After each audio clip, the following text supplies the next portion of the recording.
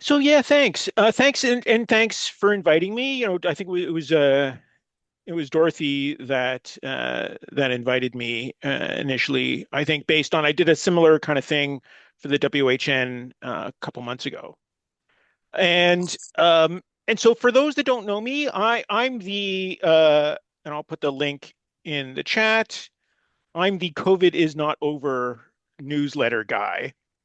And I'm a librarian. I'm a librarian at York University in Toronto. We have faculty status, and so a lot of that kind of imbues the work that I do. We are regular, like I said, we have regular faculty status, we have tenure, we have academic freedom, we have all the things, and so that gives me, that kind of feeling of freedom and protection to be as ornery as I want. At one point, maybe we'll turn off the recording and I'll tell a little tale about Yes, that sounds great. I'll tell a little tale about going against the grain and pissing off the hierarchy in a big university that's afraid of its own shadow. And so yeah, so I don't have slides or anything. I like the no, as I get older, I like the no slides vibe. I just, I've got some notes. I'll talk for, a few minutes, and then I hope we can have kind of a chance to just talk and engage and do that kind of thing and have questions and discussion. So yeah, so like I said, I'm a librarian at York University in Toronto. I've been at York since 2000, and before that I was a software developer for about a dozen years. And so my background is actually kind of a science background, which is fairly unusual in the library biz. Most people in the library biz are like, English majors or history majors or that sort of thing. So, a bit unusual in the library biz. And so, yeah, so I guess I've always been interested in science stuff, in science policy, in that kind of interface between, kind of the way science and society works. And so, one of the first things that I did, starting at York in 2000, or was working a lot with science people, and part of one of the groups of faculties and whatnot that I was looking after was the Science and Technology and Society program at York. And so I was doing a lot of collection development and consultations and classroom work with students that were studying science and society, philosophy, history, sociology of science. And then, so that kind of really, kind of opened that opened that door up as kind of a way of investigating and researching and doing that part of my librarian life. And so in 2002, I actually started a blog, Confessions of a Science Librarian. It still exists in various forms. It's been pretty fallow for a few years now. But, fast forward to 2000 and 2008, 2009, for I think everyone's here is Canadian, right? So, Stephen Harper, not the world's biggest, not the world's biggest science fan. And as we're seeing more and more, Stephen Harper's favorite son, Mark Carney, not the world's biggest science fan. Um, and so, yeah, and so there was a lot of, so the Harper government, and even during those first two um, minority government terms, did a lot of things to really curtail science in Canada, to try and control information, muzzle scientists. And so in that 2008, 2009 timeframe, I started doing a lot of that kind of work on my blog, documenting what was going on. In particular, one of the first things that really, kind of got the juices flowing was when they shut down the federal government's science library, CISTI, the Canada Institute for Scientific and Technical Information. And so that was shut down again 2009, 2008, 2009, or something like that. And so that kind of got me rolling on this kind of science policy thing. And I did a huge amount of work on my blog in that kind of time frame. So fast forward again to 2000, to 2013, what I did was I created this kind of huge compilation of um, kind of the conservative war on science on my blog, and that really kind of caught the public's imagination, and that really got me working in that vein quite a bit for a number of years. And I did a whole bunch of like public presentations and conferences along those themes for a number of years. It died down a little bit under the Trudeau government. I did some more 2016, starting with Trump v1. In 2020, I started doing some stuff on COVID and science. I started blogging on kind of COVID and science publishing and that sort of thing. The the kind of the focus of science communication was kind of moving away from blogs already in that 2016 to 2020 timeframe, and moving more and more towards kind of more corporate things. And now we see more on Instagram and TikTok and Substack and those other kinds of platforms. And so yeah, so that was kind of what was going on 2020 to 2023. And so if we think about what was happening in kind of the COVID world, end of 2022 into 2023, was Omicron. And that's when everything changed. That's when everybody got COVID, and suddenly everyone decided COVID wasn't worth tracking anymore, wasn't worth paying attention, it was over. And as that became kind of the end of 2022, starting at, again 2023, as that kind of became the vibe in the air, I saw a huge disconnect. There was a real disconnect that I saw at that time. I was paying attention to what was going on. I was paying attention to what was happening on the wastewater. I was paying attention to what was happening in the science. But all of a sudden, everyone else decided, in particular, kind of the official world decided that it was over, right? And in particular, we were ordered back to campus. Everything was opening up, and so I saw that disconnect, and right. I think at that time, what I thought was, you know, how do you bring together the information that actually shows what's going on? This idea that, everyone's saying it's over, but maybe it isn't. Maybe it isn't really. But where's the information, right? And it seemed very diffuse and very scattered and hard to kind of track down.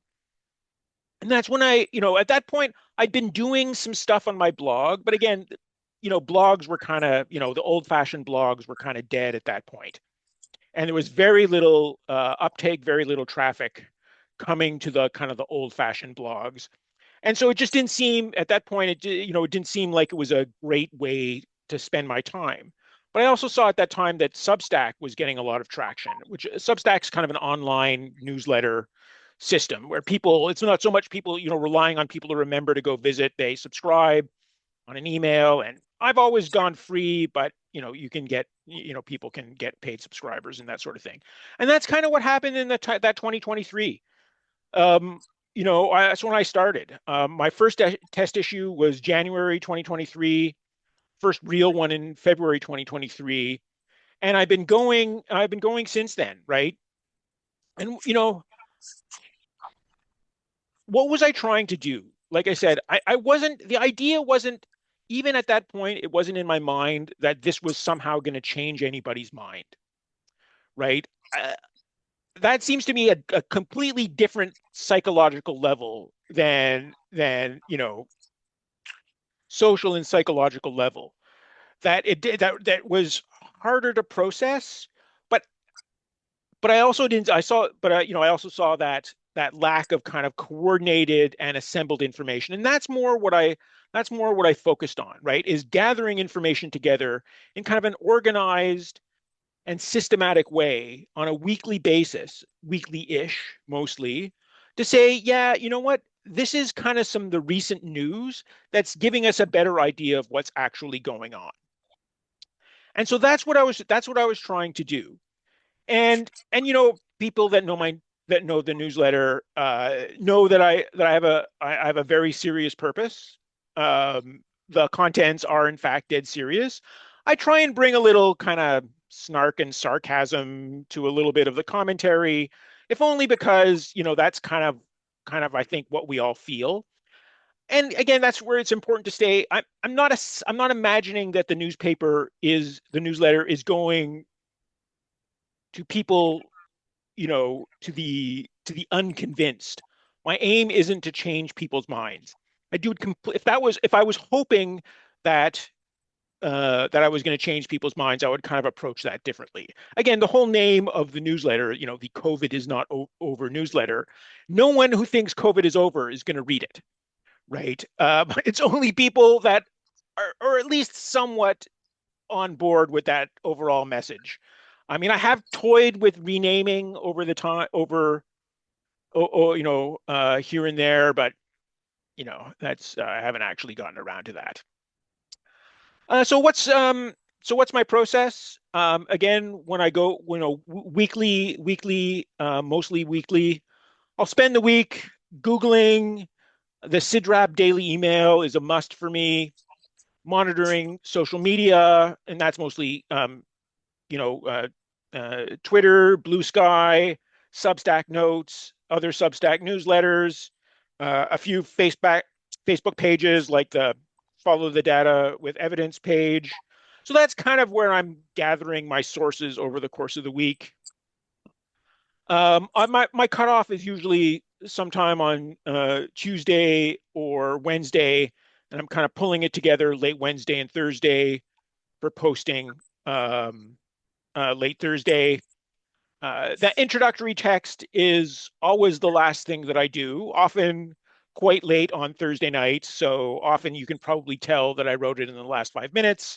Um, and so yeah, I've done so. I'm up over a little over 160 issues over the course of 3.5 years. I got about 2,800 subscriptions. A typical newsletter is 2,000 to 2,500 views. That's maxed out around 3,600 is the most.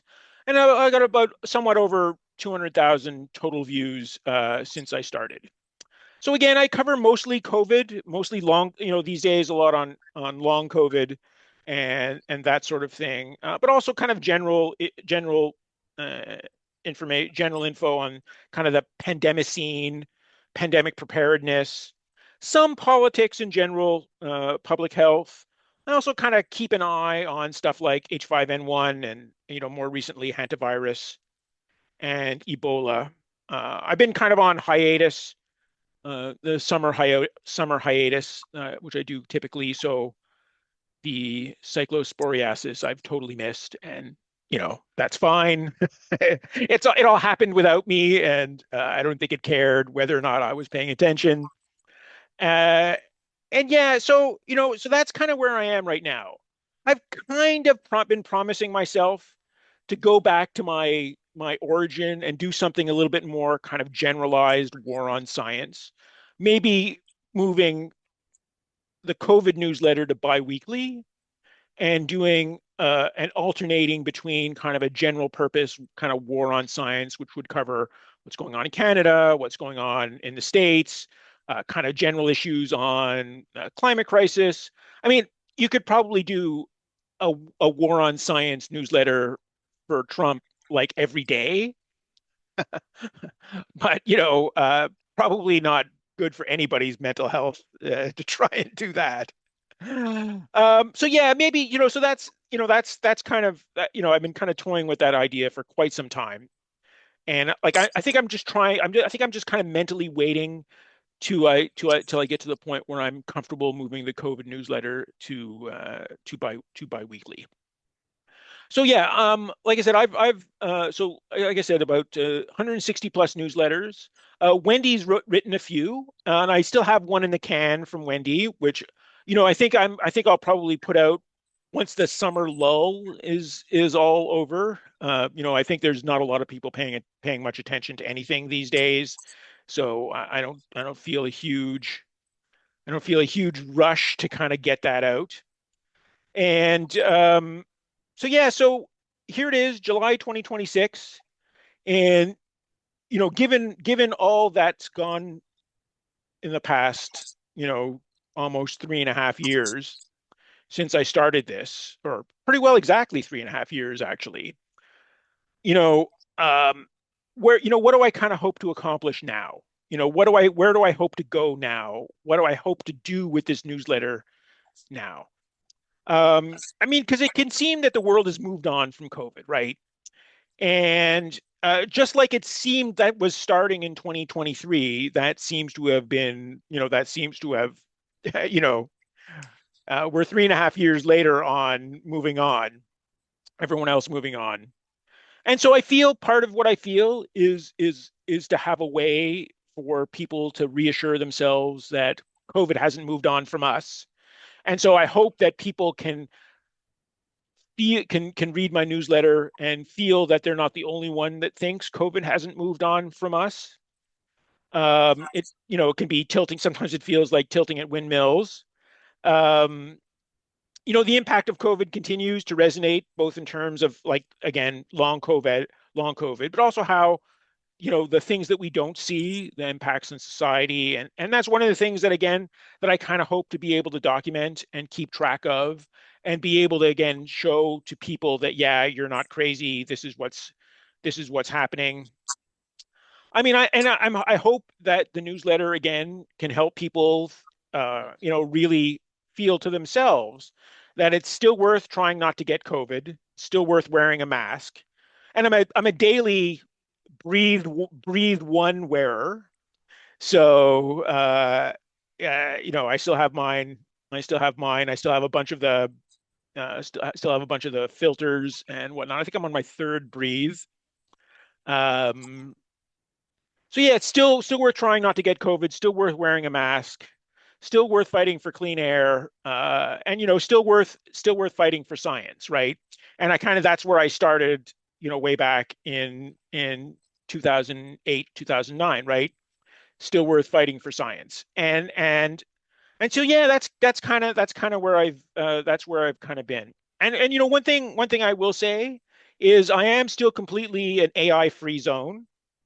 I don't use AI or LLMs in any part of my daily work in preparing the newsletter. I don't even use, Substack will do AI prepared illustrations for you. It'll generate stuff for you. So I don't use any of that at all. I still mostly use when I do the pictures, I still mostly just use the ones the ones in there from Upsplash that Substack uses, and occasionally I'll find Creative Commons licensed stuff on the web. So yeah, I think that's all. I think that's all I wanted to say.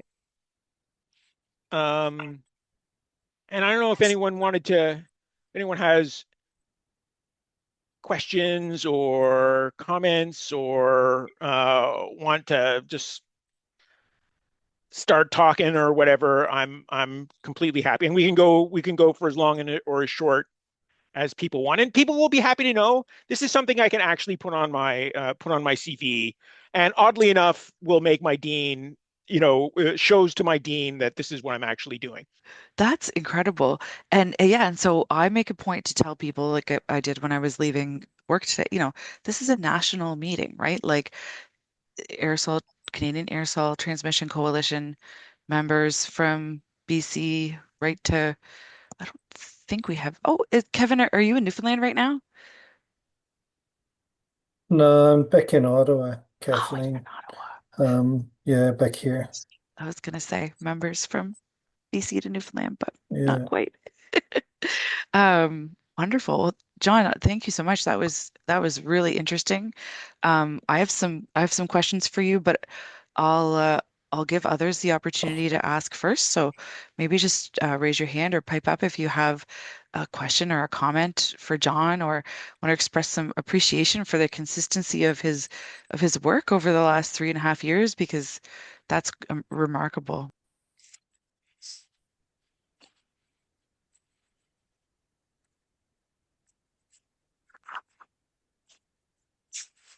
Well, go for it, Kathleen. Okay.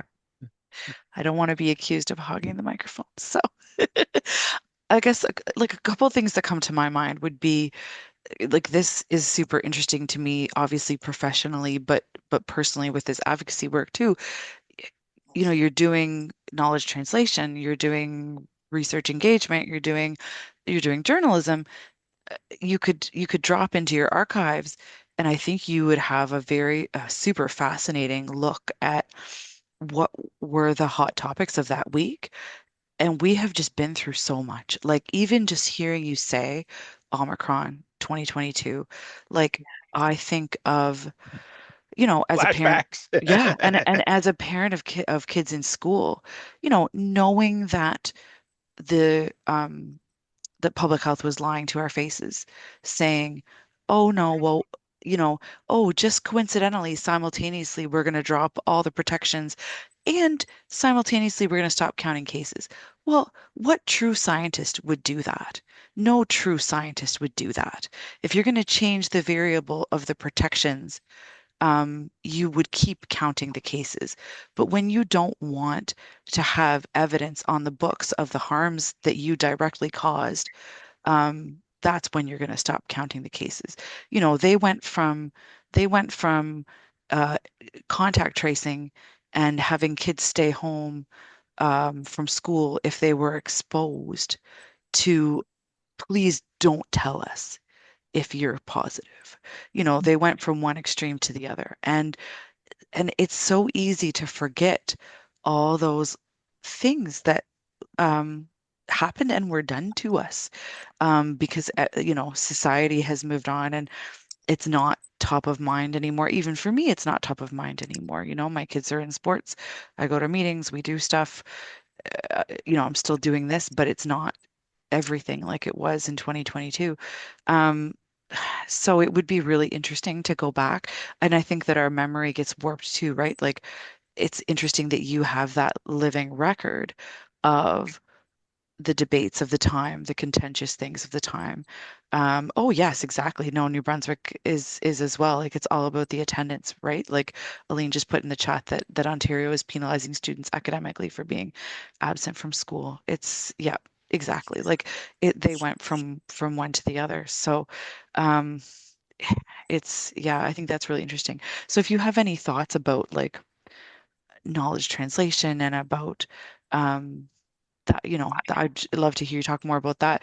And I guess just personally, I'm interested in um, maybe some highs and lows in your reflections on that experience from your perspective. Like, were there times where you were like, oh my gosh, what have I got myself into? And I'm just going to walk away from this? Or times when you felt it's not worth it? Or conversely, times where you felt like, oh, this is really exciting, or okay, this is really making an impact. So yeah, Yeah. those are my reactions. Yeah, luckily I'm pretty dogged. And I think to a large degree, in terms of you talk about knowledge translation and knowledge transfer. Those are the things, I work in a university, right? And those are supposedly the things that universities are all about. Um, but right, I think unfortunately we've also found ourselves in a place where, universities are so controlled by the provincial governments. And so, the funding formulas and all of that. Certainly here in Ontario, it's easy to see that in terms of what was going on in, 2022, 2023, the provincial government was basically saying jump, and the university presidents were saying how high. And so, yeah, that York has a quite a well-regarded uh, uh, disease modeling group in the math and stats department. And you'd think that I know some people. One of the areas that I've looked at after over the years at York has been math, so I know some of the math people fairly well. And at one point, I asked somebody who was in that disease modeling unit at York, well, gee, I said, during all that time when they were working on the back to campus protocols, I mean, they must have been talking to you guys all the time, right? And of course, not the reality was not at all, right? You have these disease modeling experts on campus, mathematicians that do nothing but epidemiology, and they had quite a large COVID research program at that point, and they were feeding into the Ontario research table or whatever it was called at that point. And did the administration talk to them? Not at all. And so, yeah, so in one sense, yeah, they're talking a lot about, knowledge transfer and all that kind of stuff. And, you know, the reality is, the reality is that knowledge that is inconvenient to what they've already planned to do is going to be kind of forgotten. And I'm sure people, in everybody's workplace, that has been the case. I mean, I'm lucky I can uh, you know, um, much closer to the end of my career than the beginning. So the fact that I don't miss working on campus, right? I go in. I was actually on campus today. During the regular school year, I go to campus like around twice a week. I've got to do stuff in class. I do occasionally have meetings that I have to go to in person. Um, but yeah, I've mostly, I'm lucky that I can mostly work at home, and lucky that being the masked weirdo doesn't really bother me that much.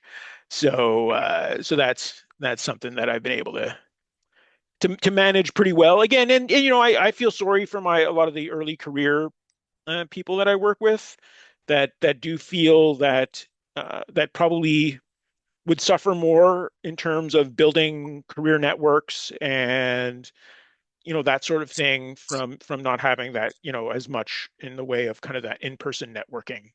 um, so yeah, which, like I said, luckily is not that big a deal for me anymore at this particular career stage.